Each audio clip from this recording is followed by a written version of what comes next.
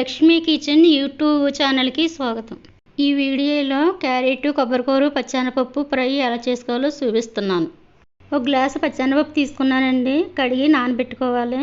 ఒక గ్లాసుకి 2 గ్లాసులు నీళ్ళు వేసుకొని 3 విజిల్స్ వచ్చే వరకు ఉడికించుకోవాలి.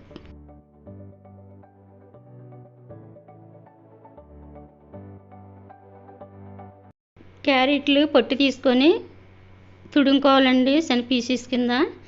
ఒక కొబ్బరి ఒక పచ్చి తీసుకున్నాను, 1/4 కిలో క్యారెట్లు తీసుకున్నాను, 100 గ్రాములు పచ్చెనపప్పు తీసుకున్నాను.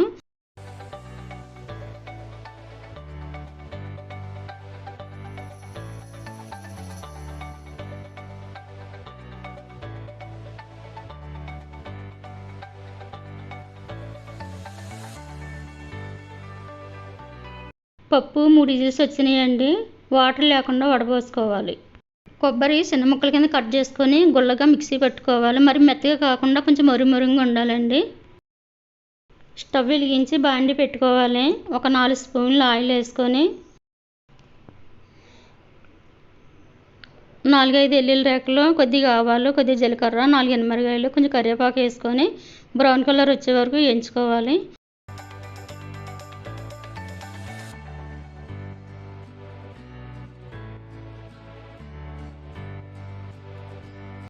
కొద్దిగా ఎంగు కూడా వేసుకోవాలండి పోపుల్లోని. పోపులు వేగినాయండి. ఇప్పుడు క్యారెట్ వేసుకొని కొంచెం పచ్చివాసన పోయే వరకు వేయించుకోవాలి.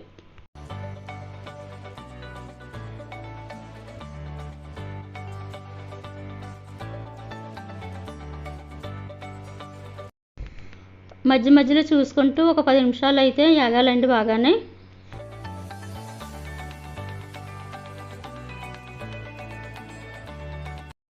క్యారెట్ బాగా మగ్గిన తర్వాత కొబ్బరికూర కూడా వేసుకొని ఒక 5 నిమిషాలు మగ్గనివ్వాలి కలుపుకుంటూ.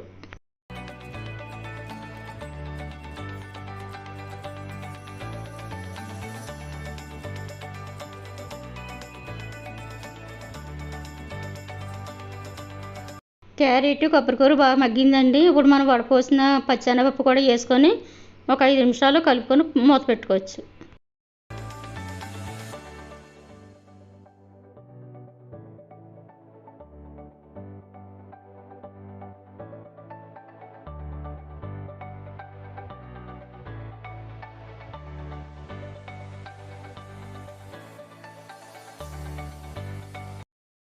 కొద్దిగా పసుపు, 1 స్పూన్ కారం, సరిపడినంత ఉప్పు వేసుకొని బాగా కలుపుకోవాలండి. ఒక 2 నిమిషాలు చిన్న మంట మీద ఉంచుకుంటే బాగా మగ్గుతుంది.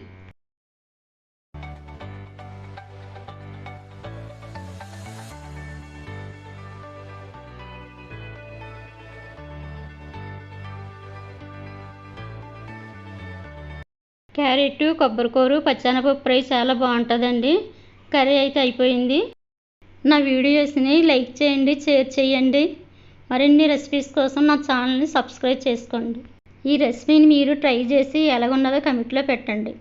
మీకు పలానా రెసిపీ కావాలనుకుంటే మీరు కమెంట్లో పెట్టండి. తప్పకుండా తయారు చేసి నేను రెసిపీని పెడతాను.